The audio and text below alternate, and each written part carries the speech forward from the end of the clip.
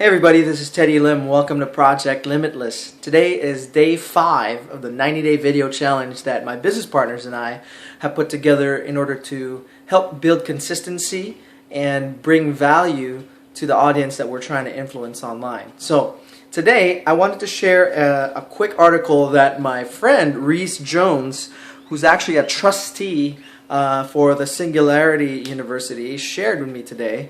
And that's a question that basically asks, you know, with the trend that technology is growing right now, it's really spiking. You know, everything from productivity that technology provides to how cheap technology is being produced right now, to everything from the time and the money that technology is providing for a lot of people these days.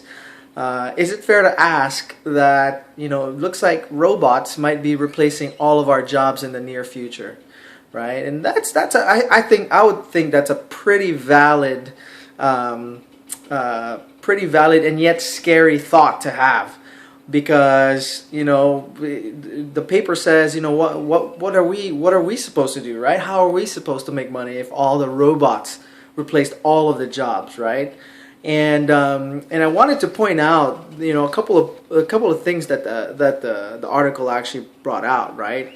One of them is that, you know, the S&P 500, which is, you know, the measurement of stocks these days, has actually regained all of everything that's lost since 2008, right?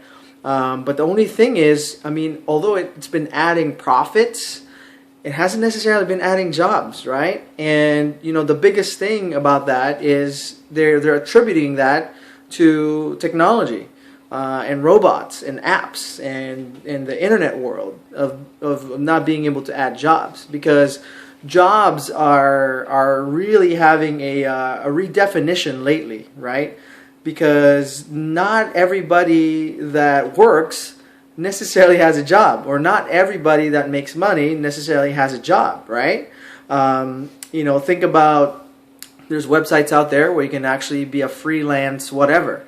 You could be a freelance carpenter, freelance IKEA furniture installer or assembler, right?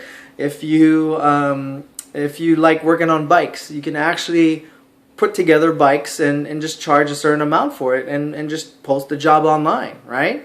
And so that part of that is part of the reason why that number is skewed, is that because of that particular reason. Not everybody in the typical sense of jobs actually has a job, or not everybody that makes money has a job, right? And you know, it also brings the point that ever since World War II, you know, America's productivity, or the world's productivity, has actually increased 700%. So, which means that, you know, the world, or the workforce of the world, is actually producing 7 times as much ever since World War II. And, you know, you might say that may be a good thing, and yet wages haven't really adjusted to that productivity, right? You know, there's a lot of quality control going on with companies now these days. And it hasn't really equated to higher wages when you're putting consideration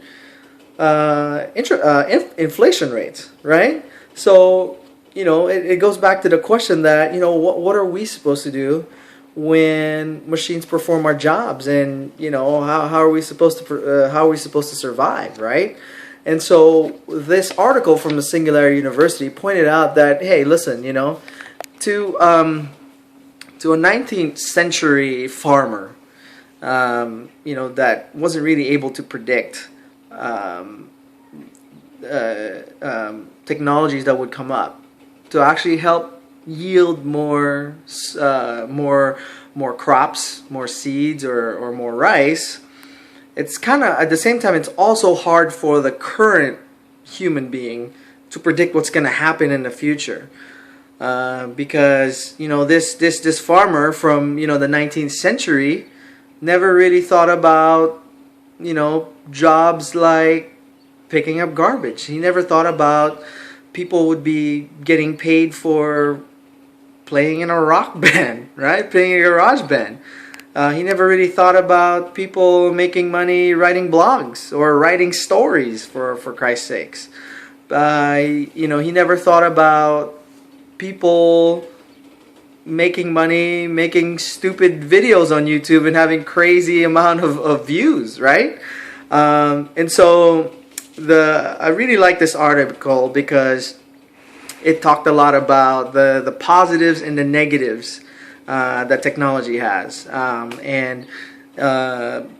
Back in industrial age England, there was this movement called the Luddites. And the Luddites are people that basically resisted technology to as much as they can, right? Because they were working in the mills and producing cloth, and their jobs were being replaced by these much more efficient machines.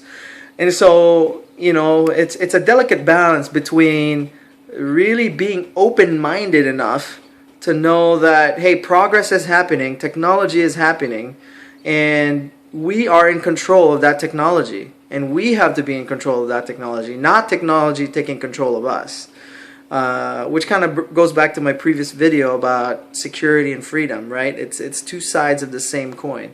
And we have to be able to be the ones who are masters of that. And so, the article finishes up that, while we don't know what the future may hold, we do know that most of the people in the developed world actually have been living longer.